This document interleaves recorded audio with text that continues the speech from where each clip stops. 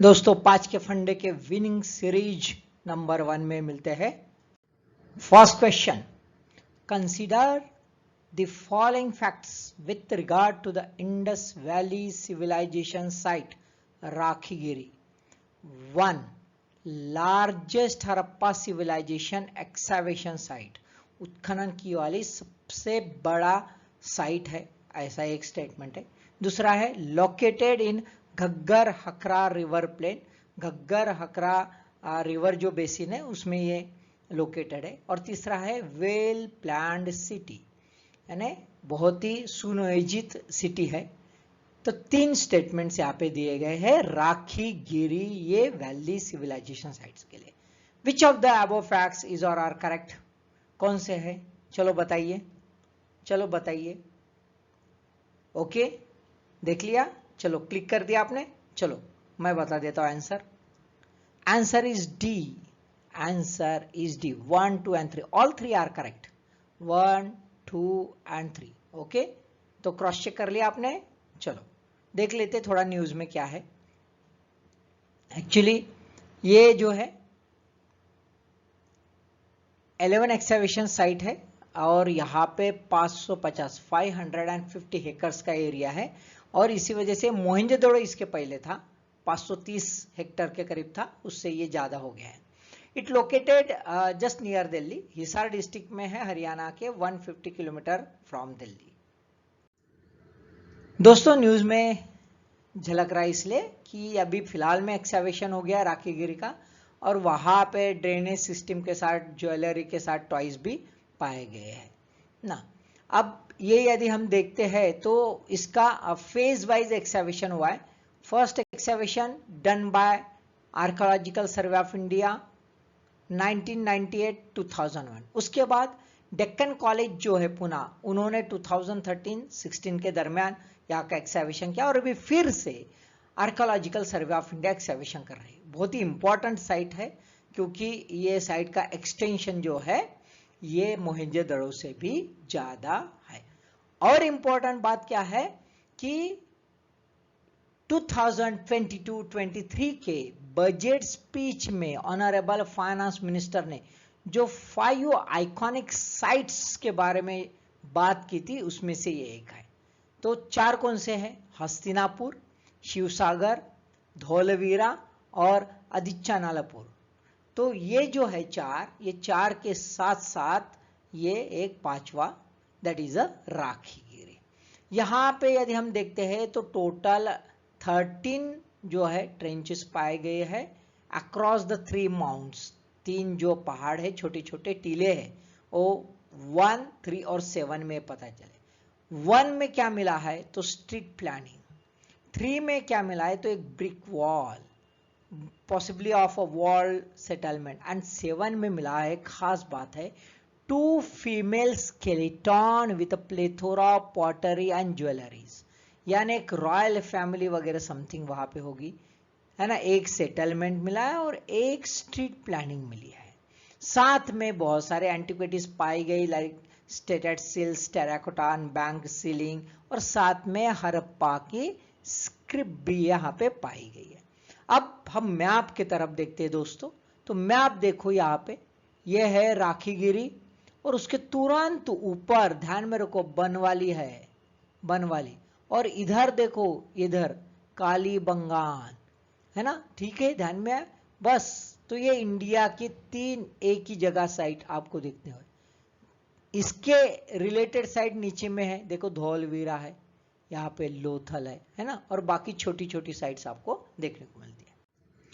Second question, Martand sun temple of Kashmir is a blend of which architectures, कौन से architectures का blending यानी Martand sun temple है? 1 गंधारा, 2 अमरावती, 3 गुप्ता एंड 4 चाइनीज, है ना। करेक्ट कोड बताइए। चलो मैं काउंट करता हूं 5 तक। 1, 2, 3, 4, 5। Getting answer? ओके, चलो आपने टिक किया है, मैं बता देता हूं। C 1, 3 and 4, 1, 3 and 4 Gandhara, Gupta and Chinese, है ना। तो थोड़ा सा ध्यान में रखो, बहुत इंपॉर्टेंट क्वेश्चन है। थोड़ा ब्रीफली देख लेते हैं मार्तंड सन टेम्पल के बारे में। It's a 8th century temple, 8th century AD में है, अनंतनाग डिस्ट्रिक्ट में है ये। अकॉर्डिंग टू द खलाना जो है, ये ललितादित्य मुक्तपिड़ा जो है राजा, उन्होंने ये बनाया था। ये पेरिस्टाइल में है, इसका आर्किटेक्चर पेरिस्टाइल में है। बहुत सारे वॉल कार्विंग्स है, उसमें बहुत सारे गॉड और गॉडेस जो है, जैसे विष्णु है, गंगा है, यमुना है, इनको भी डिपिक्ट किया गया है साथ में मार्तंड के साथ। Martand in the sense, Martand में सन, सूर्य god. Okay, archaeological survey of India ने इसको monument of national importance declare कर दिया है। और खास बात है कि नेशनल मॉन्यूमेंट अथॉरिटी जो है, अभी हाल ही में इंस्टीट्यूशनलाइज हो गए, वो भी कोशिश कर रहे हैं कि ये यूनेस्को वर्ल्ड हेरिटेज साइट में इसको स्टेटस कैसे मिले। न्यूज में क्यों आया दोस्तों, देख लेते हैं। न्यूज में इसलिए है, झलक गया ये, कि जम्मू कश्मीर के lieutenant general hold puja at archaeological survey of India protected temple site. 3 दिन में 2 बार उन्होंने पूजा सेरेमनी जो है, रिलीजियस सेरेमनी, उसमें पार्टिसिपेशन किया। अब एक कॉन्स्टिट्यूशनल पोस्ट ने थोड़ा सा सेकुलर, क्योंकि हमारा कॉन्स्टिट्यूशन ही सेकुलर है, तो सेकुलर एंगल से अप्रोच होना चाहिए, ना कि अपने पर्सनल रिलीजियस एलिमेंट जो है स्टेट गवर्नेंस में यूज करनी चाहिए। इट्स गलत।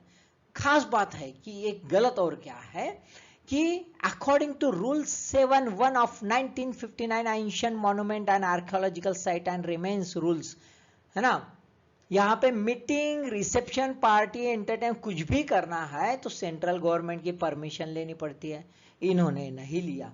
दूसरा है 7(2) कहता है कि this shall not apply to any event held in pursuance of a recognized religious usage of custom।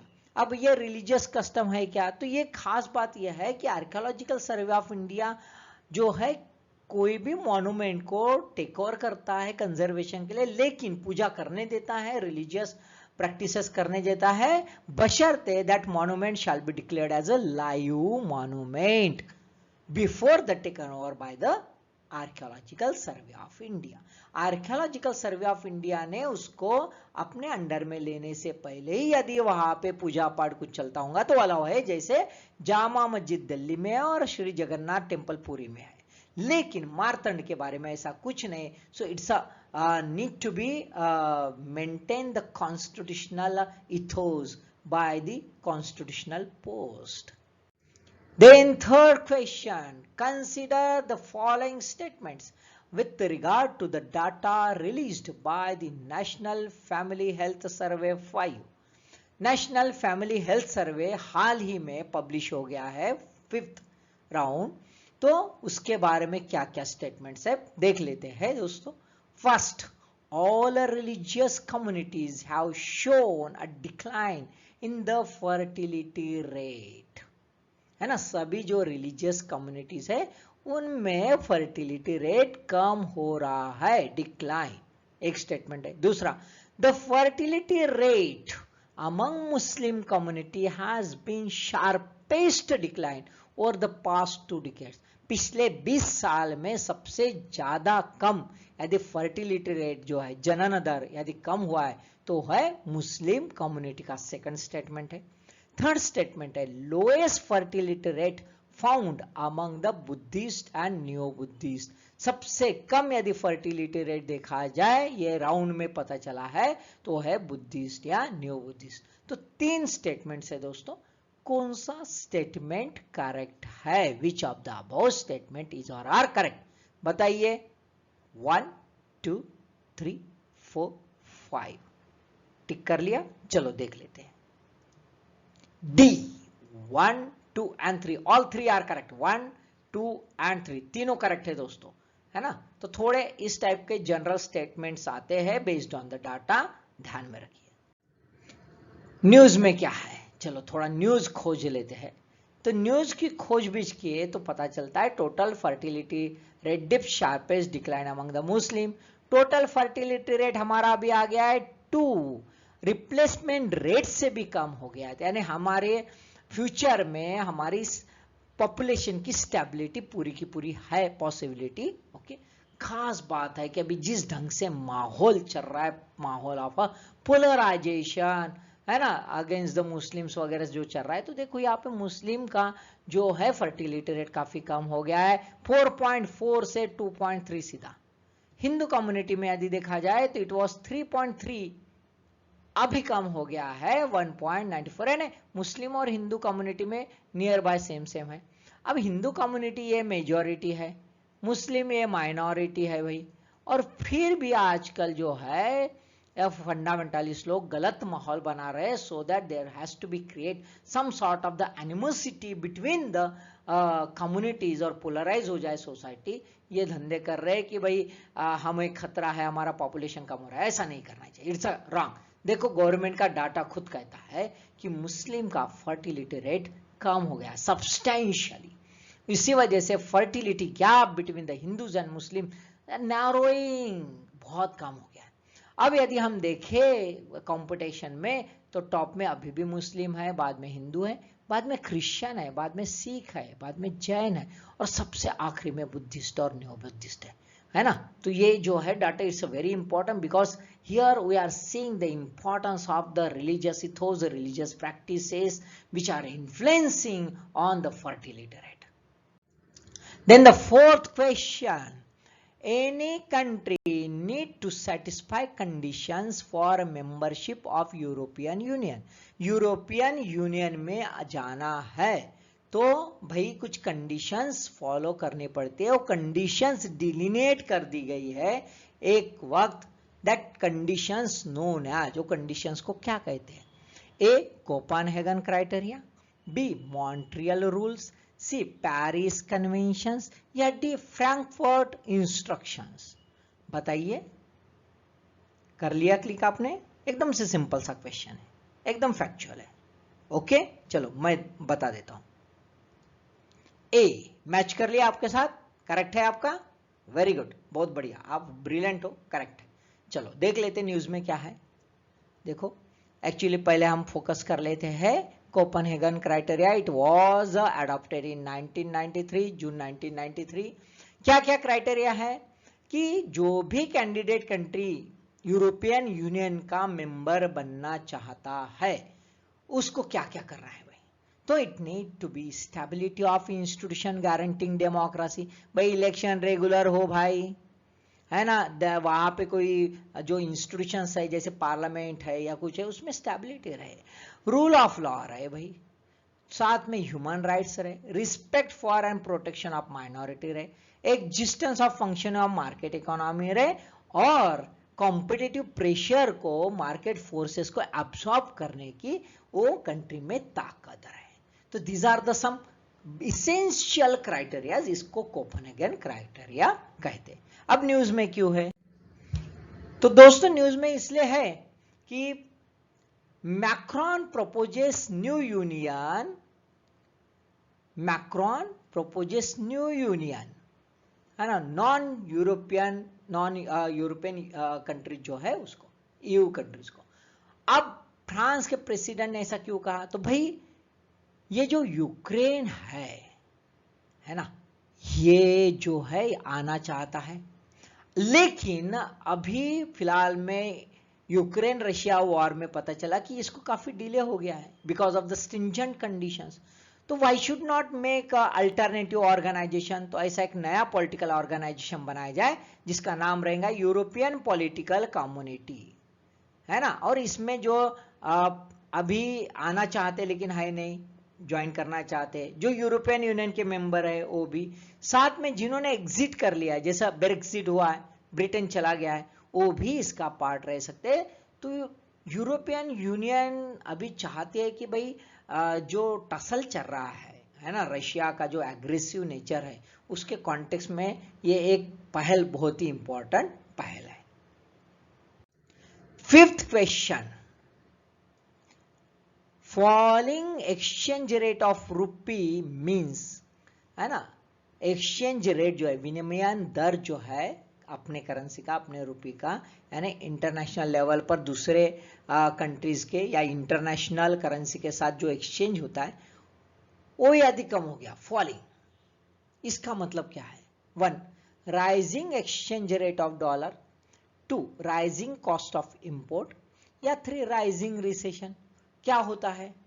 Dollar के भाव बढ़ जाते हैं, या फिर इंपोर्ट की कॉस्ट बढ़ जाती है, या फिर मंदी आ जाती है ना, या मंदी बढ़ जाती है। क्या है अब वो इंपैक्ट्स? कौन से पॉसिबल इंपैक्ट्स है बताइए? 1, 2, 3, बस आंसर आना चाहिए। आप ब्रिलियंट हो, आ गया होगा। चलो मैं क्लिक करता हूं, आपने क्लिक किया होगा। यस, ए 1 और 2 करेक्ट। ओके, 1 और 2 है ना। डॉलर का भाव बढ़ जाएगा भाई यदि रुपया घटते, तो सिंपल सा है। दूसरा है इंपोर्ट कॉस्ट बढ़ जाएगी, ज्यादा पैसे गिनने पड़ेंगे। लेकिन रिसेशन नहीं, क्या आएगा? इन्फ्लेशन होगा भाई, पर्टिकुलरली इंपोर्ट लेट, इंपोर्ट महंगा हो जाएगा तो उससे रिलेटेड हमारा इन्फ्लेशन बढ़ सकता है। न्यूज में देख लेते हैं। न्यूज में इसलिए है दोस्तों कि अभी हमारा रुपये जो है एकदम से नीचे चला गया, बहुत ही नीचे, सबसे लोएस्ट इसमें 77.46 अगेंस्ट द डॉलर, है ना, ऑन द 9th May 2022। साथ में कैपिटल आउटफ्लो भी हो रहा है और यूएस का करेंसी भी पावरफुल हो रहा है। अब स्ट्रॉन्गर डॉलर और क्रूड ऑयल जो है उसके प्राइजेस जबरदस्त बढ़ रहे हैं, तो हमारी तो वाट लगने वाली है भाई, है ना। इसी वजह से फॉरेक्स रिजर्व है जबरदस्त कम हो रहा है, डॉलर 600 बिलियन के करीब रह गया, आउटफ्लो हो गया है। एफपीआई जो है फॉरेन पोर्टफोलियो इन्वेस्टर्स भाग रहे भाई, क्यों? तो यहाँ पे यूएस का जो है करेंसी तगड़ी हो रही है, साथ में यूएस अपना इंटरेस्ट रेट भी बढ़ा रहा है, तो ये सब भाग रहे। और उसी वजह से आरबीआई चाहती है कि there is need to protect the rupee. बहुत नीचे स्तर पर चला जाएगा तो अपने हाल बुरे हो सकते हैं। तो दीज आर द 5 क्वेश्चंस। बढ़िया प्रैक्टिस कीजिए और अपना रिजल्ट मजबूत कीजिए। Thank you.